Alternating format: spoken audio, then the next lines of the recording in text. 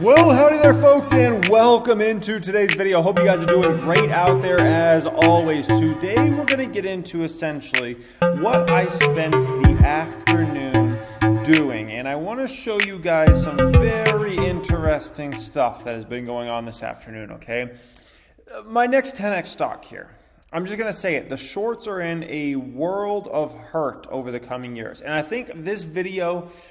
Although this is a video I'm going to explain to the longs why I'm so excited about this, or just to people in general why I'm so excited about this stock and why there's such a tremendous opportunity here, this video should hopefully save the short sellers in this situation, because there's some short sellers and I think they know what they're doing, but I don't think they quite realize what is coming for them over the coming years in relation to this stock and how big and ridiculous losses are going to get for the short sellers, in my opinion, in regards to this stock over the next 5+ years. And we're going to go through all that in this video, and I'm going to show you guys exactly what I'm talking about. So hope you guys enjoy this video. As always, all that I ask in return is that you smash that like button. That is literally it. That helps us out huge in the YouTube algorithm. I appreciate all you guys for being here. As always, if you haven't subscribed to the channel, use the subscribe button down there, okay?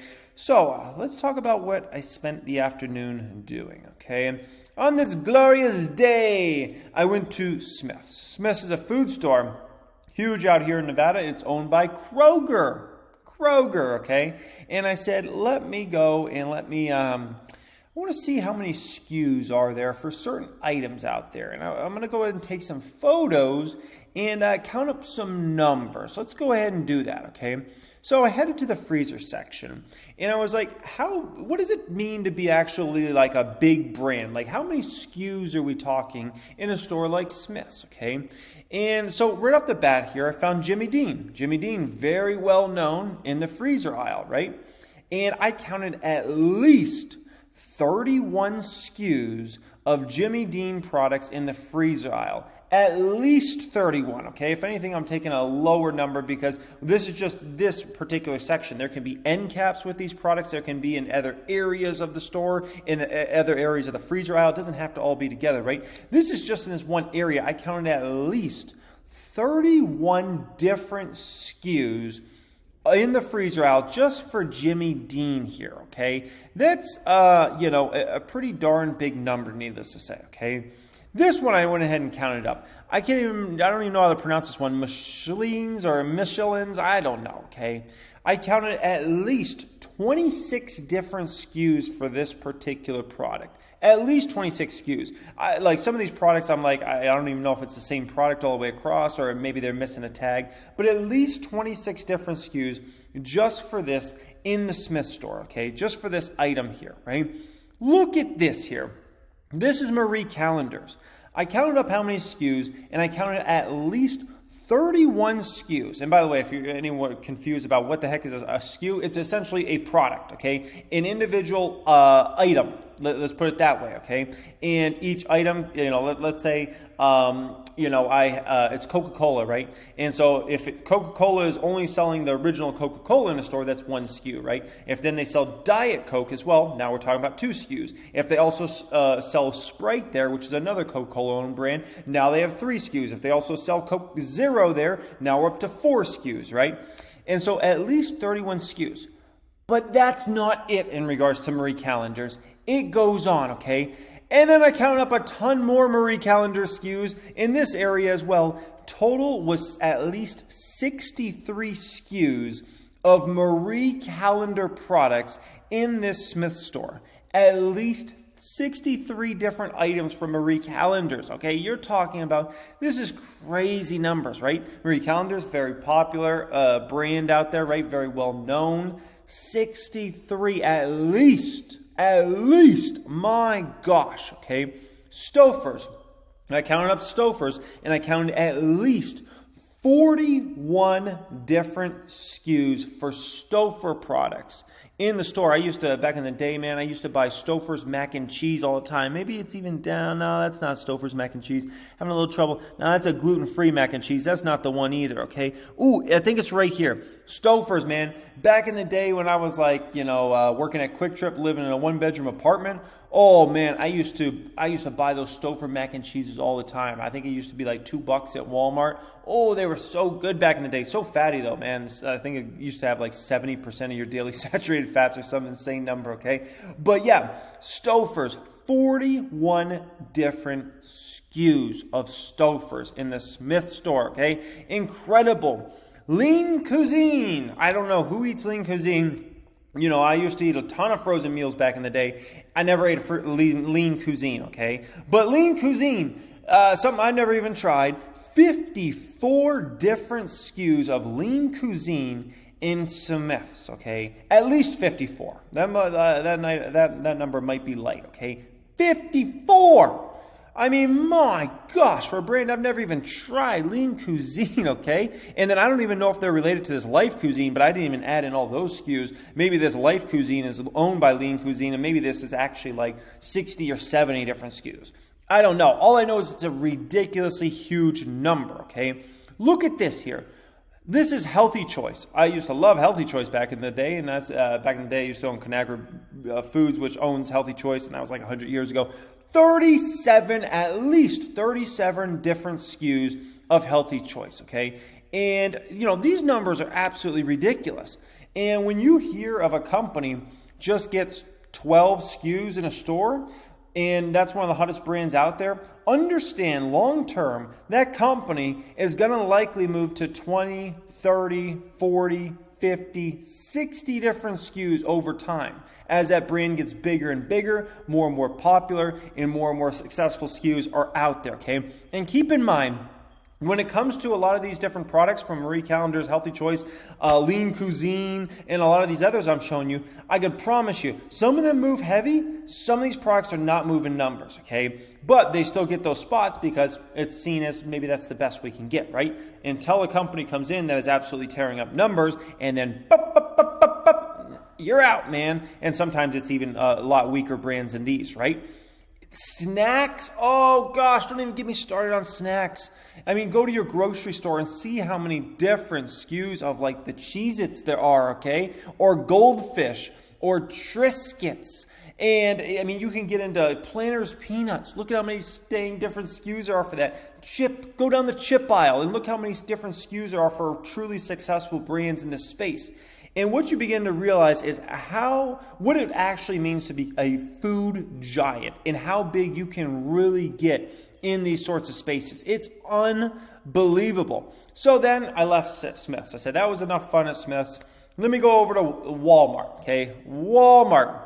So first off, I'm going to give you out some game when it comes to Walmart. Always park in the back of the lot near nobody. You don't want to park near any cars.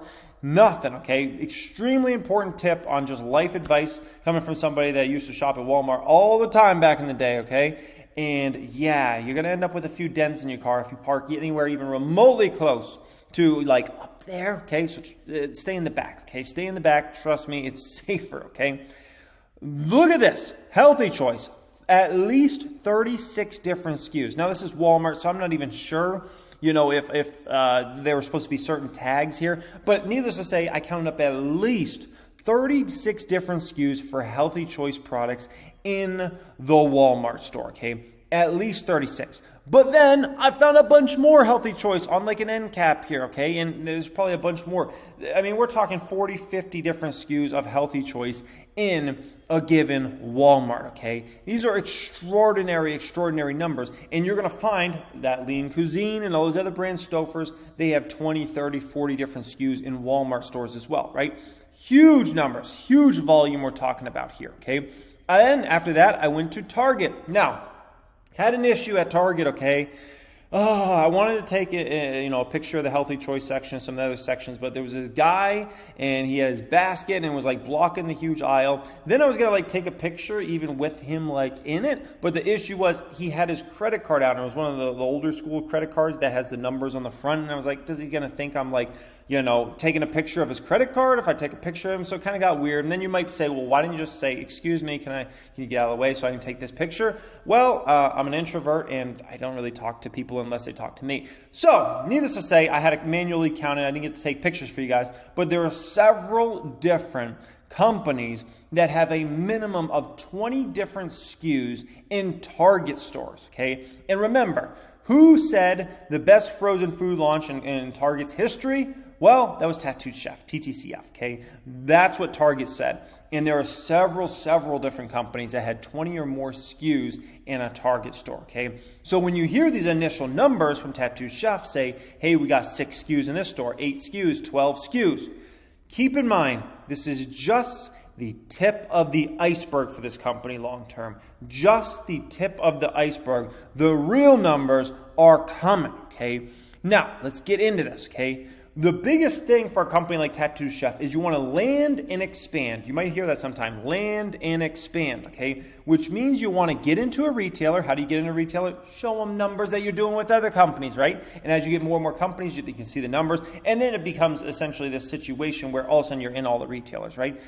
And then you expand into those retailers. So you start out with 6 SKUs, 4 SKUs, 8 SKUs, 12 SKUs. And next thing you know, you got 16 SKUs.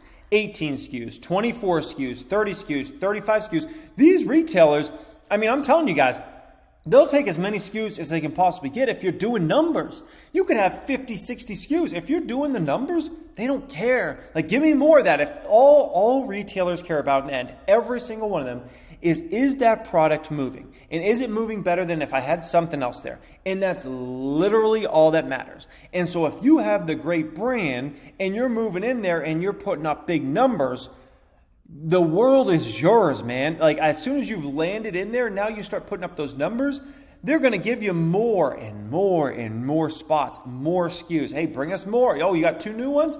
Bring them on in, and they start to get into this position where all of a sudden these companies are like, these retailers are like begging you for the next new SKUs. Like, if you have a limited production of some new SKUs, they're like, please send us that SKU first, because they want to be known as the one that's in front of all these other companies and has that product before all the other retailers have it, right?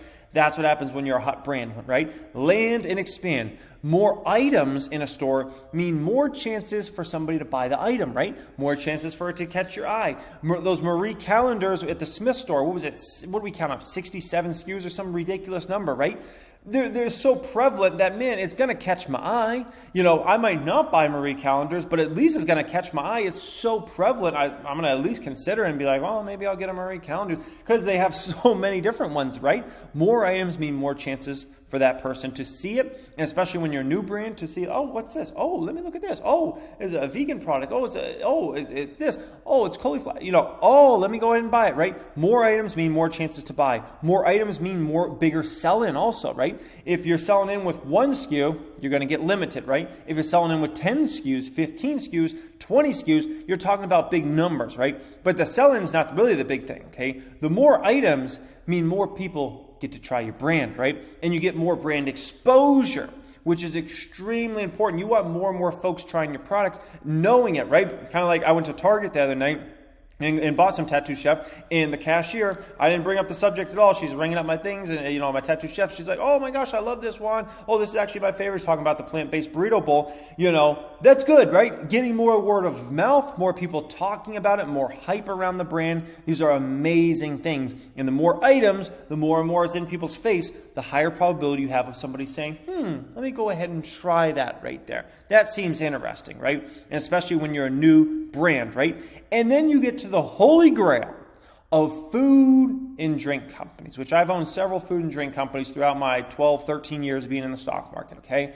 And there's the holy grail of the food and drink industry. And some of you guys might know this, some of you might not, okay? But the holy grail of food is not even around landing, expanding, getting more items, okay? It is about getting the rebuys, getting folks to try that product. Some folks won't like it. Some folks are going to be like, that's okay. Like, I could eat that. I could not eat that. Doesn't mean much, okay? And some folks are going to absolutely go crazy over that product and love it, right? And the better and better product is, as far as the marketing goes and the taste and all those sorts of things, the better probability you have of those rebuys being bigger and bigger, right? There's one thing if you can just sell into a store. Well, if nobody buys it, that's not great, right? Or let's say everybody buys it and then they don't rebuy.